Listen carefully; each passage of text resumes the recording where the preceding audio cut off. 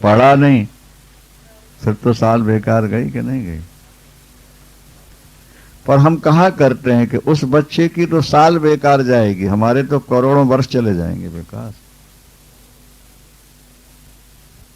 पता नहीं इस जीवन में कितने पाप हुए और कैसे कैसे हुए, और इनका फल हमें कहां कहां ले जाके दुखी बनाएगा, क्या क्या बनाएगा, कुकर शुकर पशु पक्षी।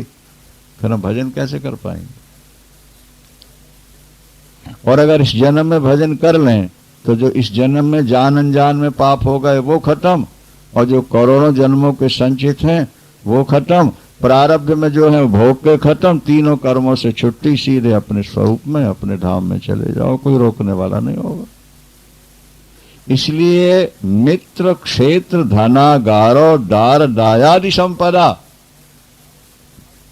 तुम्हारे ये मित्र, तुम्हारा ये मकान, तुम्हारा ये बैंक बैलेंस, ये कोष खजाना, क्या भाई, और दार, दार कहते हैं पत्नी को, और दाय आदि भाई बंधु, ये सब स्वप्न है, स्वप्न माया जाल है।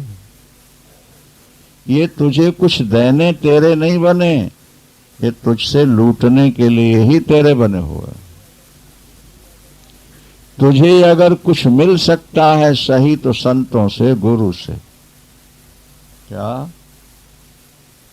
बाकी तो सब तेरे को लूटने वाले हैं। पापा इतने रुपए दे दो, ये काम शुरू किया है, कई गुना मिलेगा, और बाद में कह देंगे पूंजी भी गई। बेटों से पूछो इतने रुपये कहाँ गए, पता नहीं पापा कहाँ चले, मैं तो बड़ी सावधानी से संभालता। उनको पता है कि कहाँ गए, लेकिन वो बता नहीं सकते हैं क्योंकि गलत काम में भी चले गए।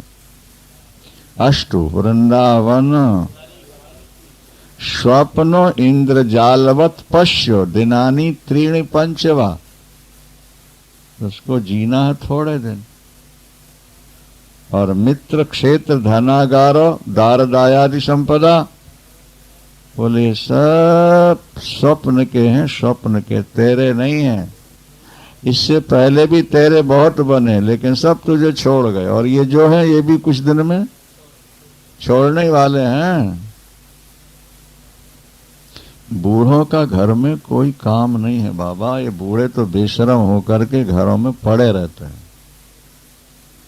बहू भी चाहती है कि ये खाली करें तो हम स्वतंत्र होकर के रहें, और बेटे भी चाहते हैं कि हमारे खर्चे में हमको हाथ ना सिकोड़ना पड़े, हाथ ना फैलाना पड़े, हम जो चाहें सो करें। कोई कोई बेटे सात्विक मिल जाए तो सात्विक मिल भी जाए तब भी तो छोड़ के जाना ही है कि नहीं जाना, बोलो।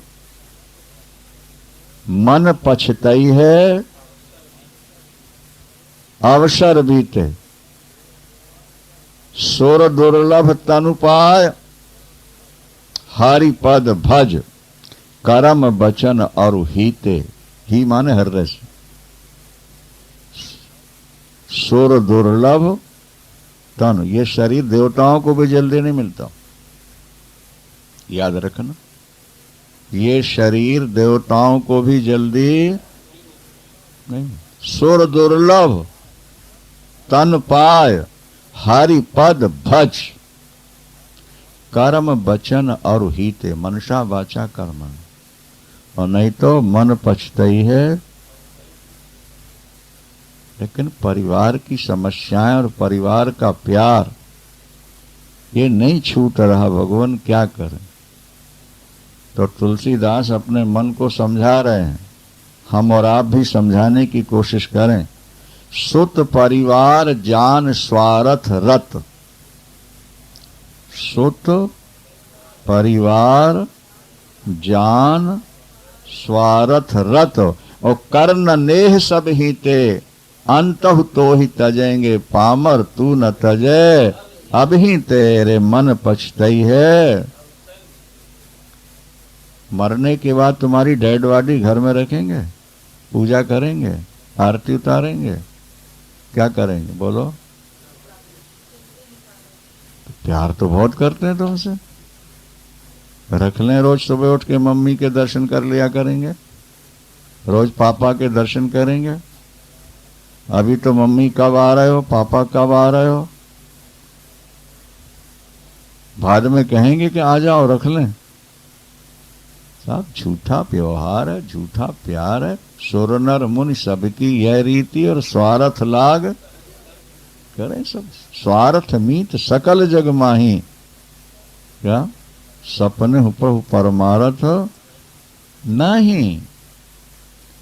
अब संत और शास्त्र कह रहे हैं और हम ऐसी मोह रूपी शराब पिए कि हमें कोई असर ही नहीं हो रहा। ये मोह एक शराब है। पीत्वा मोहमयी प्रमाद मदिरा मुन्मुक्त भूतम जगत। प्रमाद रूपी मदिरा पी करके ये संसार उन्मत्त पागल हो रहा। मेरा मेरा मेरा मेरा मेरा मेरा और मैं। कंकण चुन चुन महल बनाया, लोग कहें घर मेरा रे। ना घर मेरा ना घर तेरा, चिड़िया रैन बसेरा रे। तो मित्र क्षेत्र धनागारो दार दायादि संपदा, इन सबको तू स्वप्न और इंद्रजाल समझ ले बेटा। तेरे ये पहले तेरे कौन थे और मरने के बाद तेरे कौन रहेंगे? तो थोड़ी देर के टेम्परेरी कनेक्शन जैसे लोग लेकर के लाइट काम चलाते हैं, नहीं, इसी तरह तो टेम्परेरी संबंध है दुनिया के तेरे।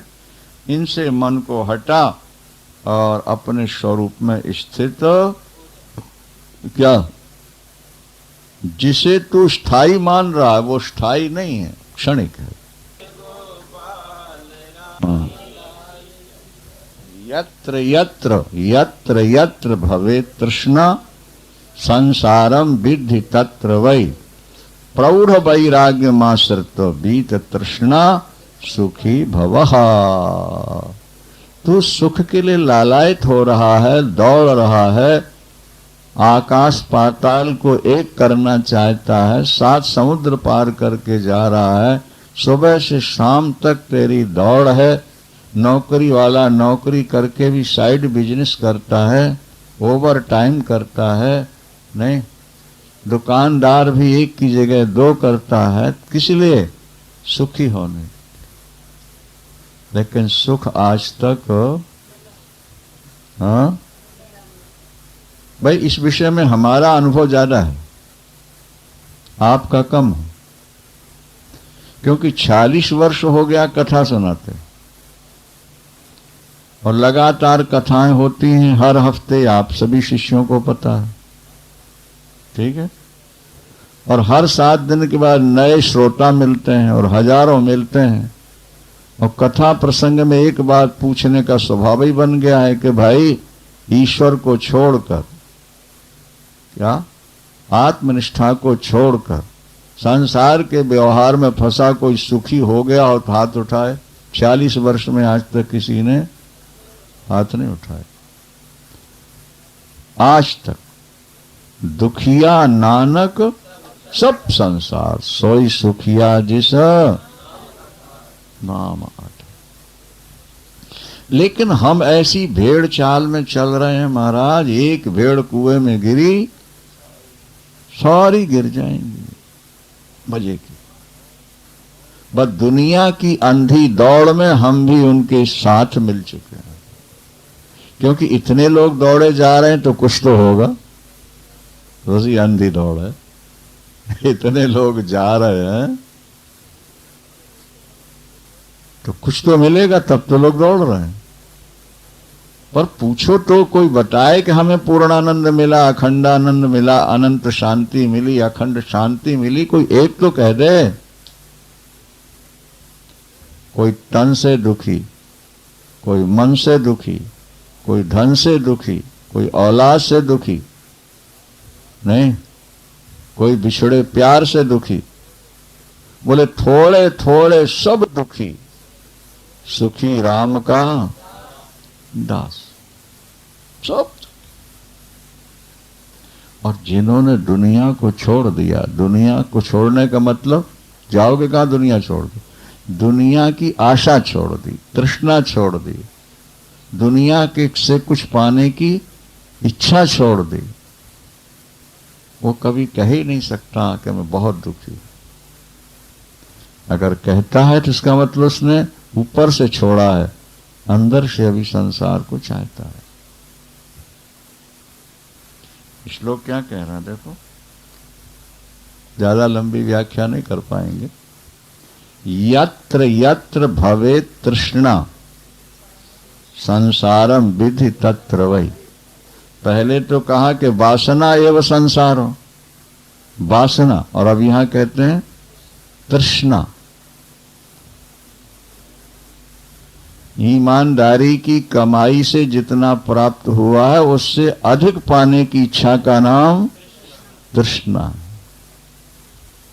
उसका नाम तृष्णा होता है। जितना मिला उससे संतोष नहीं,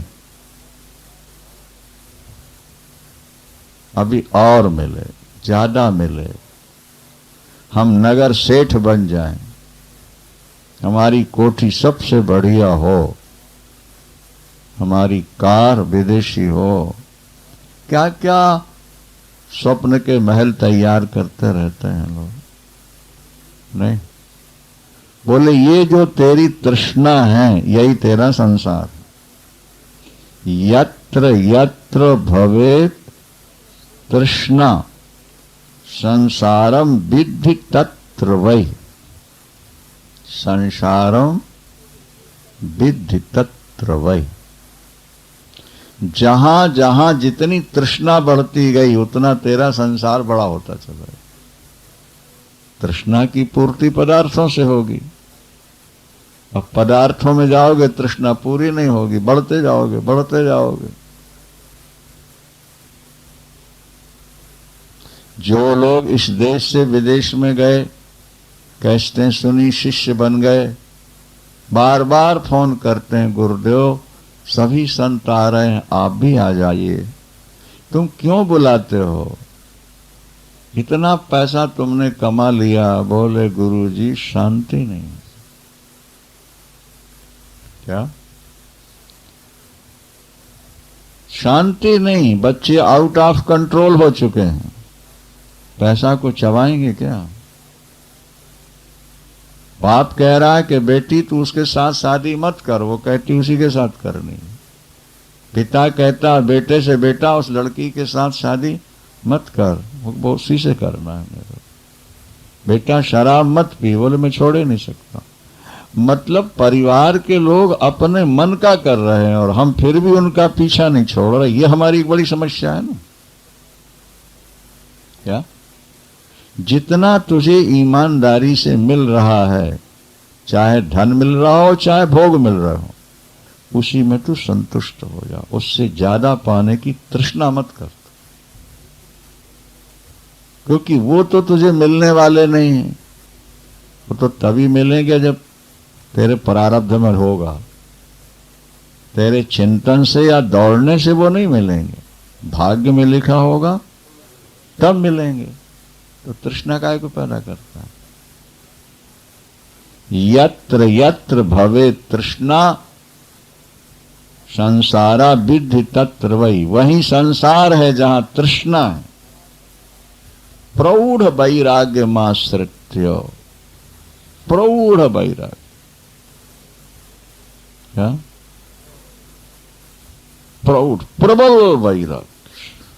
प्रौढ़ वैराग्य माने प्रबल, सोचा समझा हुआ वैराग्य। तू वैराग्य का सहारा ले ले, बीत तृष्णा, अपनी तृष्णा का त्याग कर दे और सुखी भव। तू यहां तृष्णा का त्याग करेगा और वहां सुखी हो जाएगा। गोधन, गजधन, बाजधन और रतन धन खान, जब आवे संतोष धन तो सब धन धूरि सम। संतोष जैसा कोई धन नहीं भैया। तू स्वयं ब्रह्म है, अखंड अनंत आनंद है, फिर तू सुख के लिए पागल होकर दौड़ रहा है, तृष्णा लिए बैठा है। ये कितना सुंदर भजन है। ये आप ब्रह्म आत्मा अजर अखंड हो, कि आप ब्रह्म आत्मा अजर अखंड हो, कि नित्य मुक्त शुद्ध तुम सच्चिदानंद हो। नित्य शुद्ध मुक्त तुम सच्चिदानंद हो। आप ब्रह्म आत्मा अजर अखंड हो। पांच तत्व कर्म, पांच तत्व ज्ञान कर्म इंद्रियां नहीं, स्थूल सूक्ष्म कारणादि देहियां नहीं, पंचकोशातीत आप परमानंद हो। आप ब्रह्म आत्मा अजर अखंड हो। ये बाहर का है, इसमें नहीं।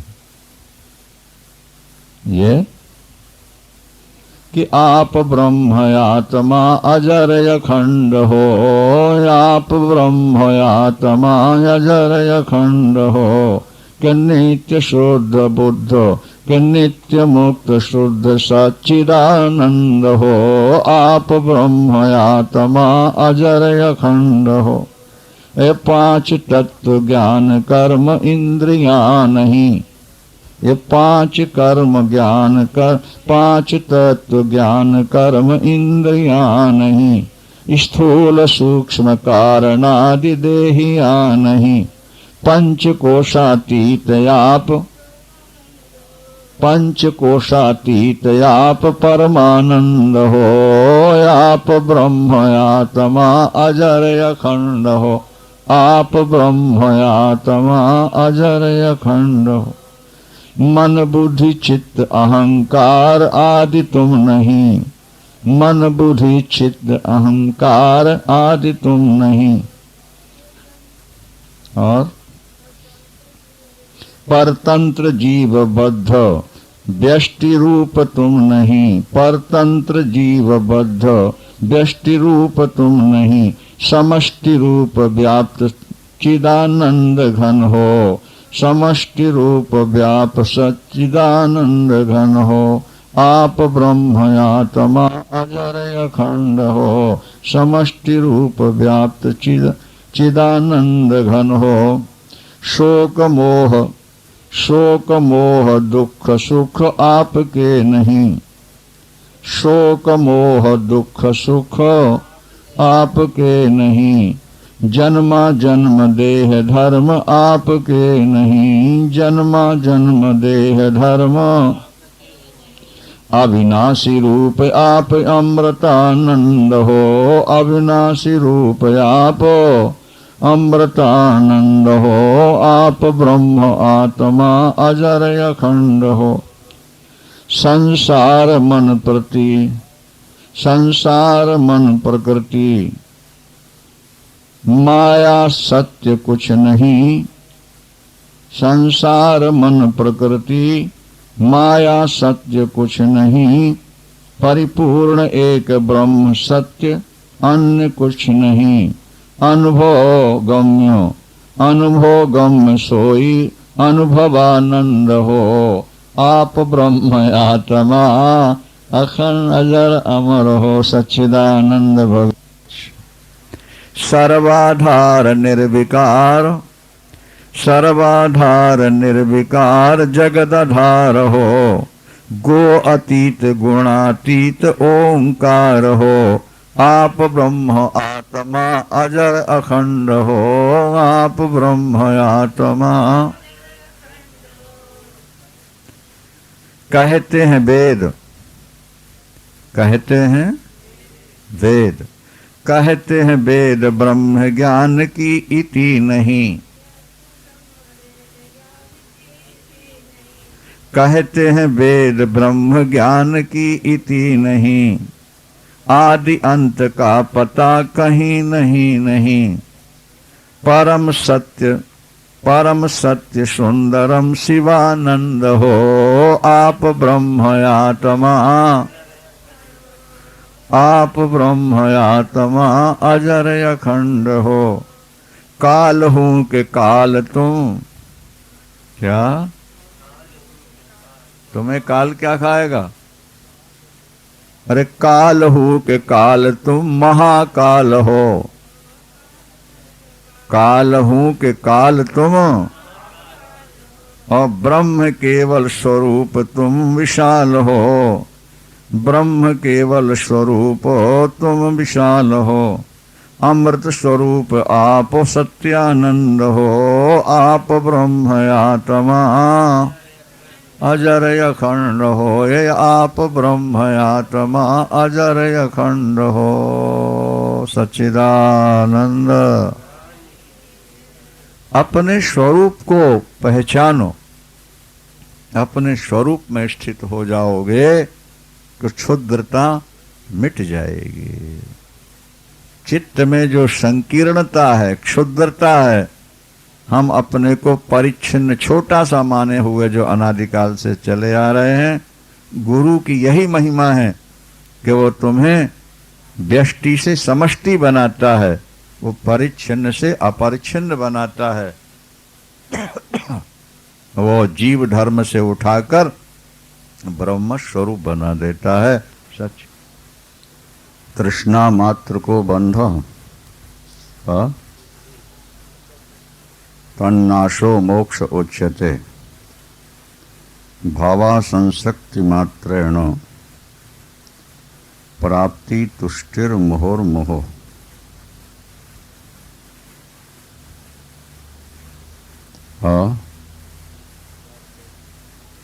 प्राप्ति तुष्टिर मुहुर्मुहुः। कल कहा गया था यत्र यत्र भवेत् तृष्णा संसारम तत्र तत्र वै, प्रौढ़ वैराग्यमाश्रितो बीत तृष्णः सुखी भवः। जहां तृष्णा है वहीं संसार है, तृष्णा न हो तो संसार का उदय नहीं होता मन में। ये दृश्य नहीं बदलेंगे, आसक्ति बदल जाएगी, आसक्ति नष्ट हो जाएगी, भाव बदल जाएंगे आपके। ज्ञानी को संसार ऐसे ही दिख रहा है जैसे आप देख रहे हो, लेकिन भाव में परिवर्तन हो जाता है। जब संसार से कुछ चाहिए तो उसको हम दूसरी दृष्टि से देखते हैं, और जब नहीं चाहिए तो दूसरी दृष्टि से देखते हैं। जैसे एक सुंदर खिला हुआ गुलाब का पुष्प है, तो कवि के हृदय में वो किसी के लिए उपमा का हेतु बन सकता है, कवि के हृदय में वो कवित्व का स्फुरण करता है, किसी न किसी दृष्टांत से उसको जोड़ना चाहता है। नहीं? भक्त देखता है तो उसको भगवान याद आते हैं कि ये पुष्प उतार के हाँ भगवान को चढ़ा दें। और गंदी गिर अगर देखता है जो इत्र बनाता है तो वो सोचता है पुष्प ये बहुत बढ़िया है, बड़ा है, इसमें इत्र ज्यादा निकलेगा। कोई कामी पुरुष देखता है तो वो सोचता है ये पुष्प अपनी कामनी के जूड़े में गुथ दिया जाए, चूड़ामणि जैसा नजर आएगा। नहीं तो भ्रमर आया है तो वो बिना क्षति पहुंचाए पुष्प को सुगंधी लेना चाहता है। इस तरह से पुष्प तो एक ही है क्या, लेकिन देखने वालों की दृष्टियां जो हैं वो भिन्न भिन्न हैं।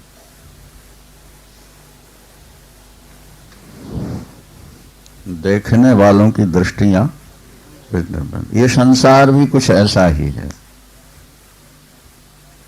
दुखियों के लिए सारा संसार दुख में दिखता है,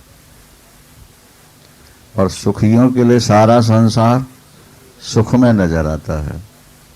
कामी के लिए सारा संसार कामनी में दिखता है, लोभी के लिए सारा संसार लोभ में नजर आता है। व्यक्ति के अपने भावों के अनुरूप ही संसार दिखाई देता है।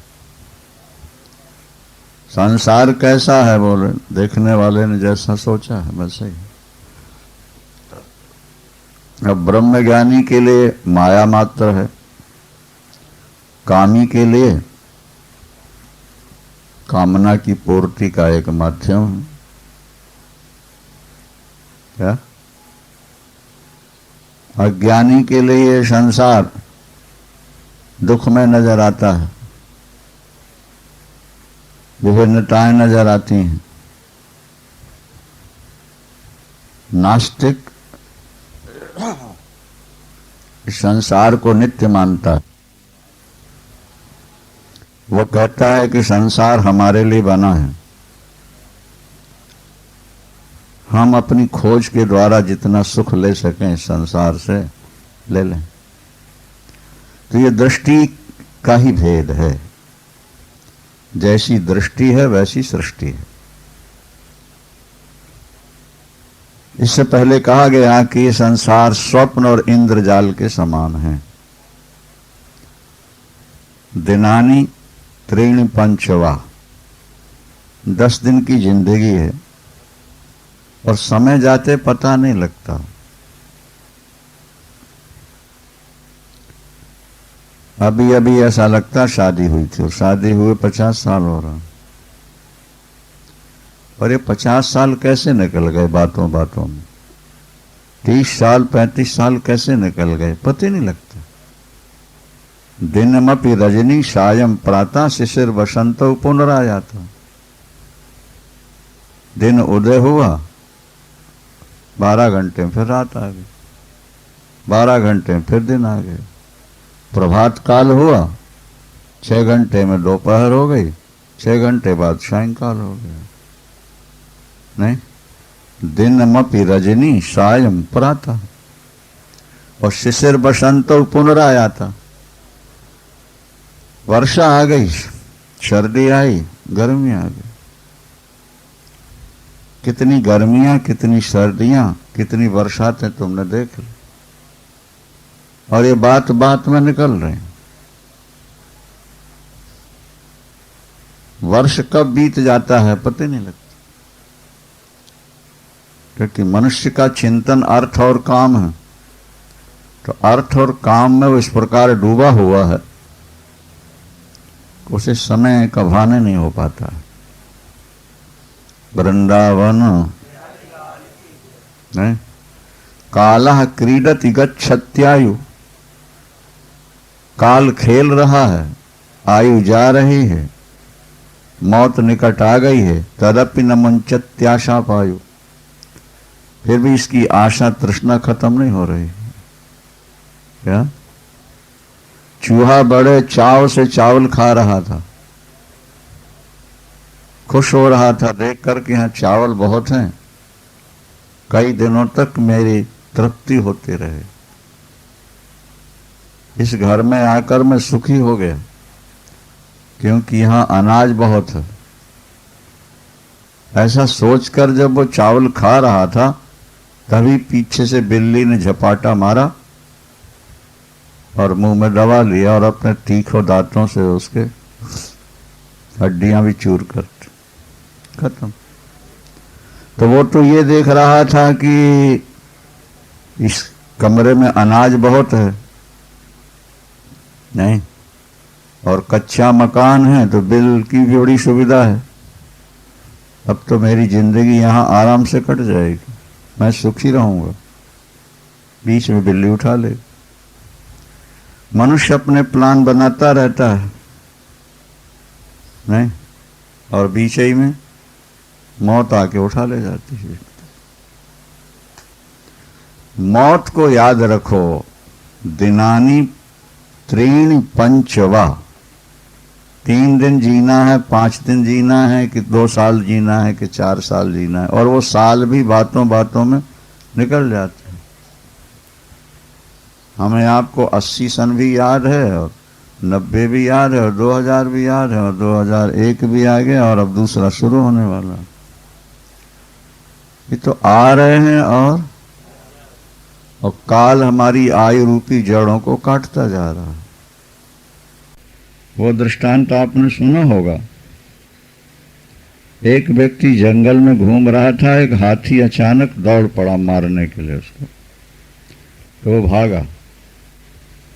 एक कुआं था रास्ते में, पर वो बराबर था, मतलब उसमें किनारी बंधी नहीं थी, बाउंड्री, और घास वास जम गई थी।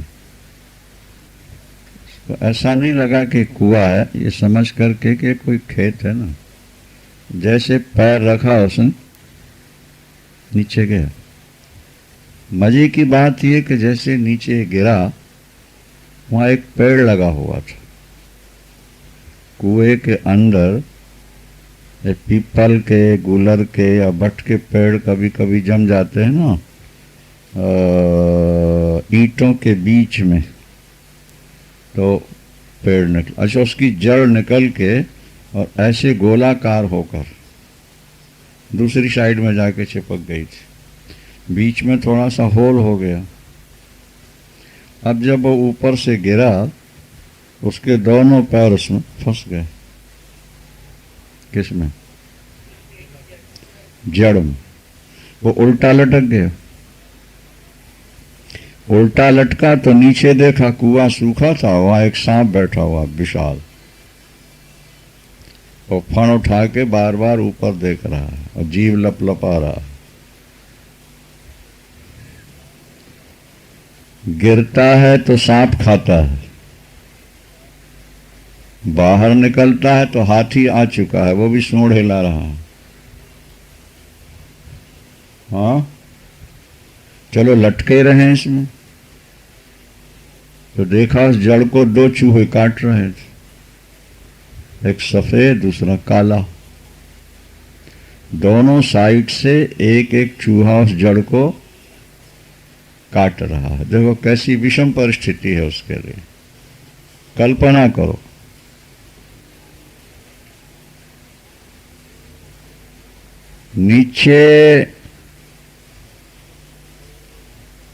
नीचे सर्प है, ऊपर हाथी है, और जिस जड़ में लटका है उसको दो चूहे काट रहे थे।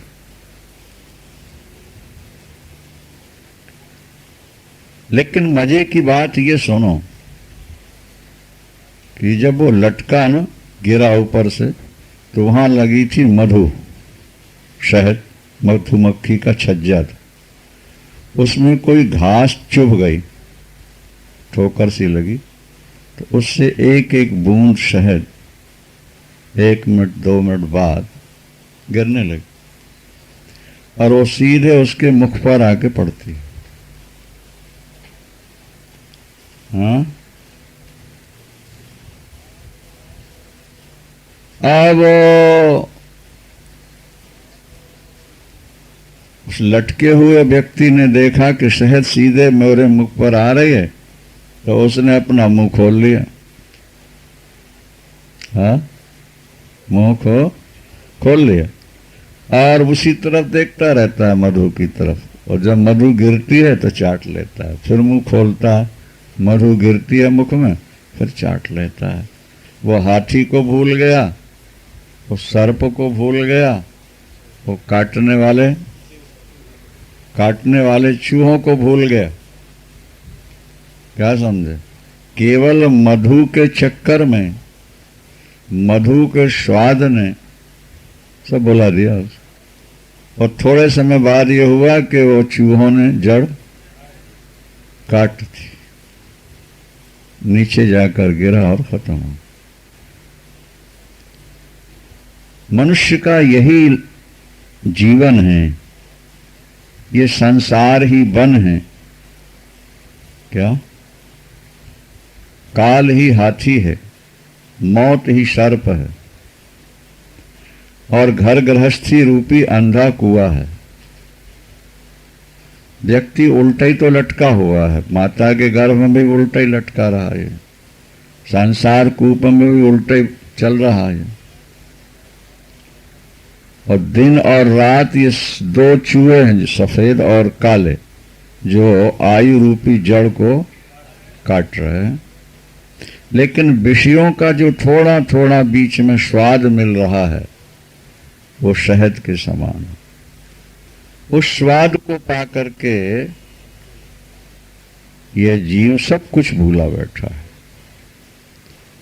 आयुर्हरत वै पुंसाम उदयन नष्टम चियन नशो। सूर्य नारायण उदित और अस्त हो करके हमारी आयु को काट रहे हैं, हम कट रहे हैं। ध्यान रखना, हम कहते हैं हमारा बेटा बड़ा हो रहा है, लेकिन विचार की दृष्टि से वो छोटा हो रहा है। शरीर से तो बढ़ रहा है, लेकिन आयु तो प्रतिदिन उसकी घट रही है ना। तो बेटा बड़ा हो रहा है कि छोटा हो रहा है? छोटा हो रहा है। वृंदावन छोटा हो रहा। आयुर्हरत वै पुंसाम, भागवतकार कहते हैं ये सूर्य भगवान उदित और अस्त होकर चारों तरफ घूम घूम के तुम्हारी आयु रूपी लकड़ी को काट, जैसे आरा मशीन का लोहे का पट्टा लकड़ी के चारों ओर घूमता है और घूम घूम करके लकड़ी को काट रहा होता है। इस तरह से हम प्रतिदिन कट रहे हैं। 21,600 श्वास हमारे कोटे से प्रतिदिन कम हो रहे हैं। जैसे गैस तुमने रसोई में रखी और काम लेना शुरू किया कि प्रतिदिन गैस कम होने लगी और होते होते एक दिन फुक हो गई हो। ठीक है, इसी तरह से हमारी जो श्वासें आ जा रही हैं ये हमारे कोटे से कम होती जा रही हैं। 21,600 श्वास प्रतिदिन निकलती हैं। कोटा, श्वासों का कोटा निश्चित है, इस शरीर में इतनी श्वासें लेना है और उसमें 21,600 श्वास प्रतिदिन जा रहे हैं। परिणाम क्या होगा? एक दिन तो कोटा खत्म होगा, नहीं होगा? जिंदगी 4 दिन की है, बोले वही क्षण सफल हैं जिस घड़ी में तुमने सत्संग किया, कथा सुनी, आत्मचिंतन किया, प्रभु चिंतन किया, वो घड़ी सफल है, बाकी व्यर्थ है, व्यर्थ व्यर्थ हो गए। इस शरीर पर ज्यादा भरोसा नहीं करना। अभी तो कोई बीमारी नहीं है, अभी तो हम जवान की तरह हट्टे कट्टे हैं, अभी तो हम दौड़ धूप सकते हैं, वजन उठा सकते हैं, ऐसा नहीं सोचना चाहिए। देखा जाता है कि बीमार बचे रहते हैं और स्वस्थ मरते जा रहे हैं। मृत्यु का कोई एक विशेष लक्षण नहीं है।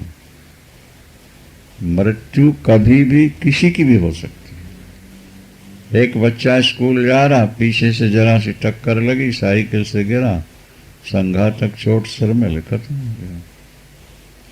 अब क्या उम्र है उसकी? स्कूल जा रहा था, 4th क्लास का बच्चा है। बोलो, मौत निश्चित है, मौत की डेट हमें नहीं मालूम।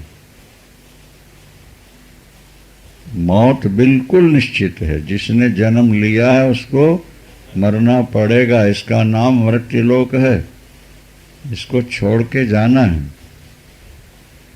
और इसलिए इससे ज्यादा अटैचमेंट नहीं होना चाहिए।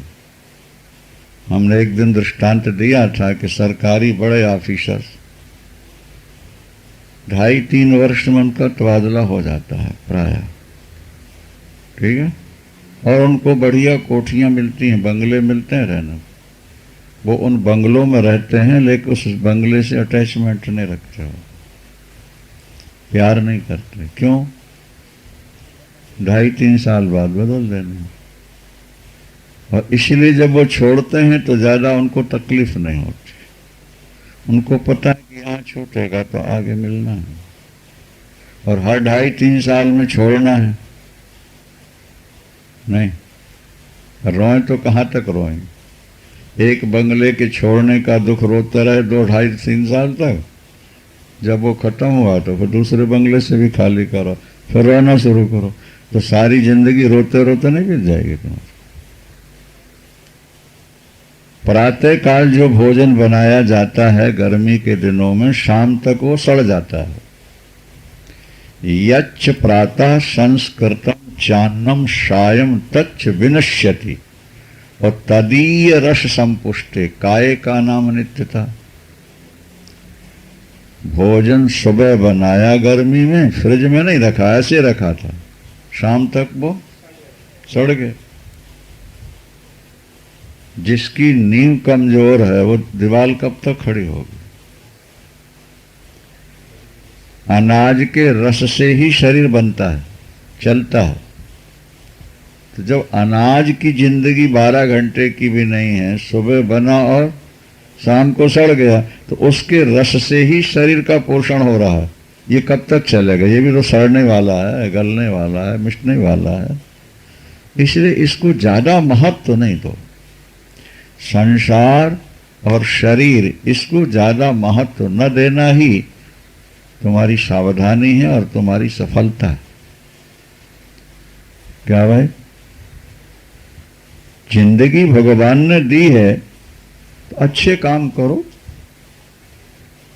भूख बनाई है तो भोजन कर लो, प्यास बनाई है तो पानी पी लो, तन दिया है तो कपड़े, अब रुई इसने बना दी, उसको पता था कि मनुष्य नंगा नहीं रह सकता।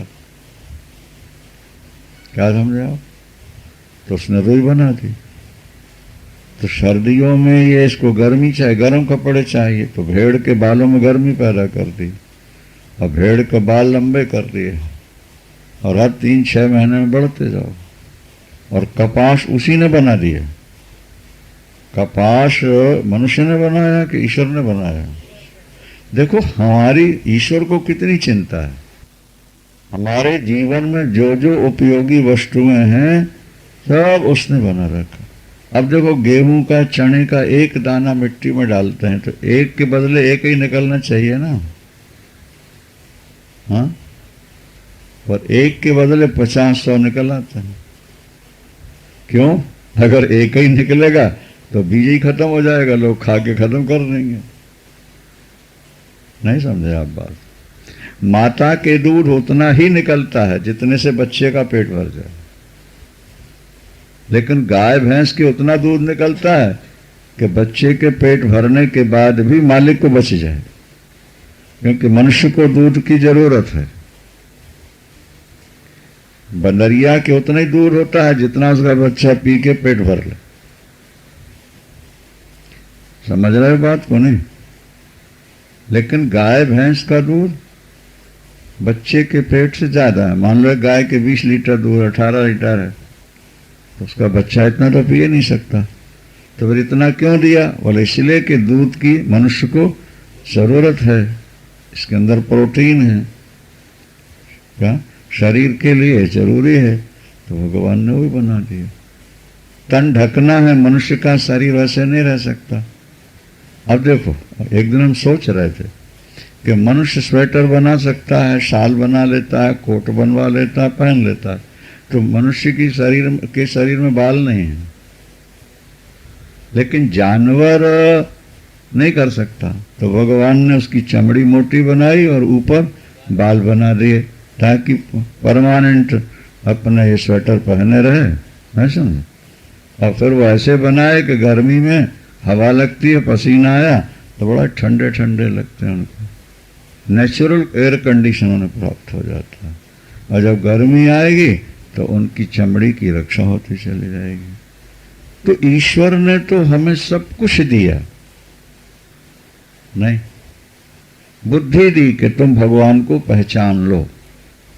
पशु को बुद्धि नहीं दी भगवान ने, पशु को सीमित बुद्धि दी ताकि वो अपने परिवार का भरण पोषण कर सके। लेकिन इंसान को बुद्धि दी कि वो भगवान को पहचान सकता है, भगवान को पा सकता है। तो अब जब भगवान ने दी है तो उसका सदुपयोग होना चाहिए, ना कि दुरुपयोग। क्या समझे आप? इसीलिए यहां कहा गया कि स्वप्नेन्द्र जालवत पश्यो दिनानि त्रीणि पंचवा मित्र क्षेत्र धनागारो दार दायादि संपदा। ये जो तेरे अपने कहलाने वाले हैं ये सब छूट जाएंगे। हरि बिन तेरो कौन सहाई, काको मात पिता सुत बनिता को काहू को भाई। काको मात पिता सुत बनिता को काहू को भाई। धन धारणी सुख संपत्ति सगरो जेहि मान्यो अपनाई। और प्राण तजे कछु संग न चाले, प्राण तजे कछु संग न चाले, कहा ताहि लपटाई। हरि बिन तेरो कौन सहाय। दीन दयालु सदा दुख भंजन, तो तासों रुचि न बढ़ाई। और नानक कहत ये सब जग मिथ्या, ज्यों सपना रहनाई। हरि बिन तेरो कौन सहाय। उसने तेरा शरीर दिया, शरीर के लिए आवश्यक हर वस्तु की उसने व्यवस्था कर दी। नहीं समझे। जैसे कोई पिता धन कमा करके बेटे को दे दे और कहे बेटा अब तुम भजन करो, तुम परोपकार करो, तुम लायक बन करके समाज को मार्गदर्शन दो, क्योंकि कमाने की चिंता हमने तुम्हारी खत्म कर दी है। इतना रुपया कमा दिया, इतना किराया लाख रुपया महीना आ रहा है, 2 लाख रुपया आ रहा है, इससे तुम्हारा गुजारा आराम से होगा। अब तो तुम भजन करो, सात्विक बन के जियो। अब वो बेटा भजन बंद करने के बजाय भोगों में फंस जाए। जो पैसा गुजारे के लिए व्यवस्था की पिता ने, उस पैसे में सुरा सुंदरी में फंस जाए, जुआ खेलने लगे। अब पिता क्या करे उसके। पिता ने तो उसकी सुख सुविधा के लिए हर तरह की व्यवस्था कर दी। अब पुत्र का काम है कि जब सारी व्यवस्थाएं हो चुकी हैं, अब हम भगवान का चिंतन करें, भजन करें, पूजन करें। वो तो बात ठीक समझ में आती है, पर पैसा पाकर अगर उसका दुरुपयोग किया तुमने, तो पिता को प्रसन्नता नहीं होगी। परमात्मा ने हमको सब कुछ दिया, जो जो हमें चाहिए। हमें सुनना जरूरी था तो कान दे दिया। बिना सुने कैसे पता लगता कि ईश्वर क्या है। कहते हैं सूरदास को तो भगवान मिल सकते हैं जल्दी, पर डोरे को जल्दी भगवान नहीं मिल सकते। बहरा जिसको कहते हैं ना, जन्म से जो बहरा होगा नहीं, उसको क्या सुना होगा। और सुने बिना ज्ञान होता ही नहीं। नरक क्या है, स्वर्ग क्या है, ईश्वर क्या है, उसका स्वरूप क्या है, उसकी प्राप्ति के साधन क्या हैं, इसका बोध कैसे होगा। सुन करके। सुनने के लिए साधन चाहिए, तो उसने कान बना दिए। सांप के कान नहीं होते, सर्प के कान नहीं होते। ये जो केंचुए वगैरह हैं, मिलापे वगैरह हैं, मिट्टी से निकलते हैं, पेट से निकलते हैं, उनके आंखें भी नहीं हैं, हाथ पैर भी नहीं, सरकते हुए चल। क्यों? बोले इनको जरूरत ही नहीं है, इनके पास इनका कोई उपयोग ही नहीं है। एक को दे रहा है, दूसरे को नहीं दे। अभी हम सोच रहे थे कि महिलाओं के तो कभी 2 बच्चे हो जाते हैं, 3 हो जाते हैं एक साथ। एक साथ 3 बच्चे हुए हमने देखा है, 2 भी हो जाते हैं, लेकिन बंदरिया के एक से दूसरा नहीं होता कभी। क्यों? एक को तो वह एक हाथ से पकड़ के और 3 पैरों से भाग सकती है। नहीं समझे आप? भाई एक हाथ से उसने बच्चे को पकड़ा है और दूसरे हाथ से और डाल पकड़ के पीछे छलांग मार के, और 2 दे दें भगवान और दोनों हाथ में पकड़ ले, बोलो क्या हाल होगा उसका। इसलिए हमने अभी तक 2 बच्चे नहीं देखे बंदरिया, उसके एक का ही होता है। प्रभु कितना सावधान है। जो सृष्टि उसने की है, थोड़ा विचार तो करो आप। कुकर सुकरी के 6-6, 8-8, 10-10 हो जाते हैं। क्यों? बोले गंदगी का भोजन इनको मिलता रहेगा, पापी जीव हैं, नरक से आए हुए हैं, तो अपने नरक की यंत्रणाएं ज्यादा जल्दी भोगें, फिर शुद्ध होंगे। राजाओं के एक ही पुत्र हो गया, दो हो गया, शेर के एक दो हो गए, बस छुट्टी हो जाती। शेर के अगर 10-10, 12-12 बच्चे होने लगे हैं, बोलो संसार बचेगा, फिर सुरक्षित रह सकता है? हाँ, इसलिए व्यवस्था बना दी उसकी, एक दो हुए छुट्टी। माने हर क्षेत्र में ईश्वर के बारे में जब सोचोगे तो ऐसा लगेगा कि वो कितना सावधान होकर के सृष्टि को चला रहा है, कैसे उसने बनाया। हिमालय में हमने जा के देखा बकरियों के बाल 6-6 इंच के मारा, कुत्तों के बाल 6-6 इंच, और आपके यहाँ की बकरी और कुत्तों के बाल छोटे छोटे। भाई कुत्ते और बकरी तो दोनों एक ही से हैं, यहाँ के और वहाँ के, फिर वहाँ इतने बड़े बाल क्यों किए, यहाँ छोटे क्यों? बोले ये गर्म है, बड़े बाल में परेशानी होगी, और हिमालय में ठंड है, छोटे बाल में मर जाएंगे। बकरी वही है। अच्छा,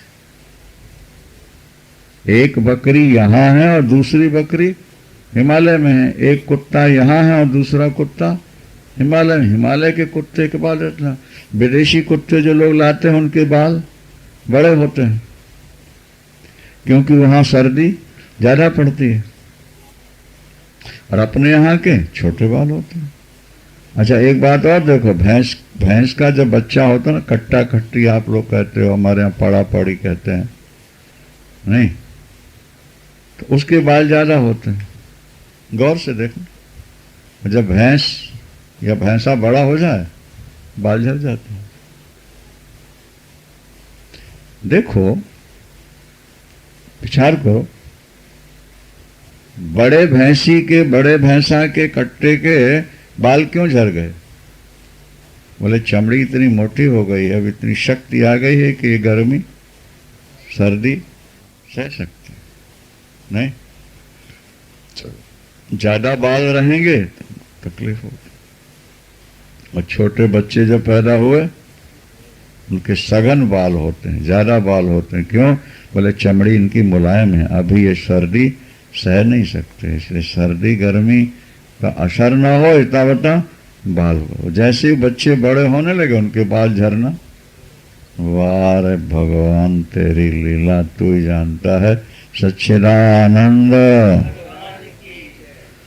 तो जिसने तुझे पैदा किया है वो तेरे दुख मिटा सकता है। दीन दयालु सदा दुख भंजन, तासों रुचि न बढ़ाई, नानक कहत ये सब जग मिथ्या, ज्यों सपना रहनाई, हरि बिन तेरो कौन सहाय। ईश्वर के बिना तेरा कौन है? ईश्वर को छोड़ के दूसरे से प्यार करेगा, जिंदगी भर रोता रहेगा। ये याद रख ले बात, क्योंकि जिससे प्यार करेगा उसकी जिंदगी थोड़ी सी है, और उसका प्रारब्ध उसको कहाँ रखने वाला है और तुझको कहाँ रखने वाला है, इसका तुझे कोई पता है? समझो, थोड़ा बुद्धि लगाओ ना भाई। तुम्हारा जन्म अलग हुआ, उसका जन्म अलग हुआ, तुम्हारे कर्म अलग हैं और उसके कर्म अलग हैं। जब तुम्हारे फेस एक नहीं है, तुम्हारा शरीर एक सा नहीं है, तो तुम्हारे कर्म एक से कैसे होंगे? और तुम चाहते हो कि हमारा प्यारा हमारे पास रहे और उसके कर्म तुमसे अलग रहने वाले हैं, और तुम उसको अपना मानते रहोगे। वो जब तुमसे अलग होगा तो तुम रोते रहोगे बैठे बैठे। दोनों का प्रारब्ध एक सा तो नहीं है, परिणाम क्या होगा? इसलिए शास्त्रों ने बार बार कहा कि तुम संसार से प्यार करो, तुम संसार से व्यवहार कर लो, लेकिन संसार से प्यार नहीं करना और तृष्णा नहीं करना। तुम्हें जीने के लिए जो उपयोगी है वो बिना मांगे तुम्हें देता रहेगा। और ये उदाहरण कई बार हम दे चुके कि 1.5 महीने का बच्चा मां की गोद में है, वो कहता है मेरे गंदे कपड़े उतारो, बोलो मुझे अच्छे कपड़े पहनाओ। वो कभी कहता है कि मुझे नहलाओ, मेरी कंघी करो, काजल लगाओ, मेरा मलमूत्र साफ करो, मेरे खाने की व्यवस्था करो, कभी कुछ कहता है? लेकिन मां सावधान होकर सब करती रहती, सब करती रहती। तो जैसे ये माँ गोद के बच्चे का सब कुछ करती रहती है, इसी तरह तुम जब उसके गोद के बच्चे बन जाओगे या उसका स्वरूप ही बन के उसका चिंतन करते रहोगे तो रोटी कपड़े की कमी तो रहनी नहीं। ये बात तो पूरे विश्वास के साथ स्वीकार कर लो और तृष्णा नहीं करो। तृष्णा का मतलब होता है कि हम परमात्मा के विधान से संतुष्ट नहीं। क्या भाई? जब तुम परमात्मा के विधान से संतुष्ट नहीं हो तो परमात्मा तुम्हारी इस तृष्णा से संतुष्ट हो जाएगा? हाँ। वो कहता है मैं जितना ठीक समझ रहा हूं तुमको दे रहा हूं, और जो दे रहा हूं उसमें भी तुमको तृष्णा नहीं करनी है, लोभ नहीं करना है, इच्छा भी नहीं करनी। वो तो मैं तुम्हें बिना मांगे दे रहा हूं, देता रहूंगा। भाई बच्चा पैदा हुआ तो माँ के दूध बनने लगा, भोजन तो वही करती है, पहले भी करती रही, बाद में कर रही। पहले दूध क्यों नहीं बना? बाद में क्यों बना? और बच्चा बड़ा हो गया तो फिर दूध सूख कैसे गया? एक बार चालू हुआ तो फिर चालू रहने दो। खाना वही है माँ को जो पहले खाती थी, और बच्चा बड़ा हो गया, अब रोटी खा के गुजारा कर सकता है, दूध सुखा दिया। ये सब जड़ से हो रहा है कि किसी चेतन शक्ति से हो रहा है? हाँ, जो लोग कहते हैं ईश्वर नहीं है वो भूले भटके इंसान हैं। ईश्वर है और सब कर रहा। तो बीत तृष्णा, क्या तो अपनी तृष्णा का त्याग करते। बीत तृष्णा सुखी भवः। अरे जीव, अगर तू सुख चाहता है तो अपनी तृष्णा का,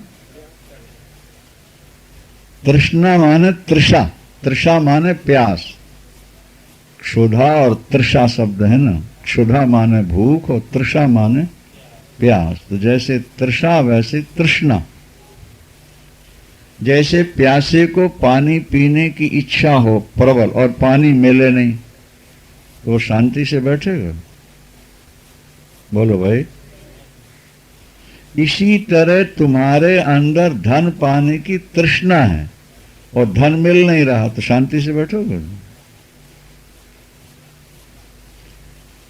जैसे तृषा है, प्यास, प्यास लगाए जोर से और पानी न मिले तो व्याकुलता प्रतिक्षण बढ़ती जाएगी, नहीं बढ़ेगी?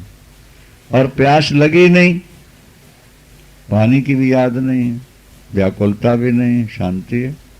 तो धन की प्यास तुम्हारे अंदर बढ़ गई, हमको और मिले और मिले, ज्यादा से ज्यादा मिले, और मिलना उतना ही है जितने भाग्य की कैपेसिटी है, भाग्य में लिखा है। तो चाहोगे ज्यादा और मिलेगा थोड़ा तो शांति रहेगी कि अशांति होगी?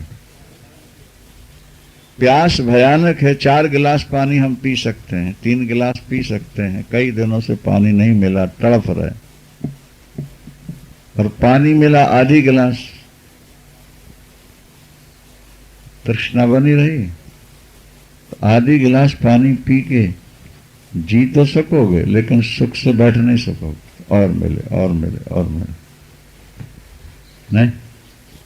इसी तरह भगवान कहते हैं, अष्टावक्र जी कहते हैं कि तेरे अंदर अगर धन की तृष्णा है, धन पाने की तीव्र लालसा तेरे अंदर है तो तू सुखी रह ही नहीं सकता।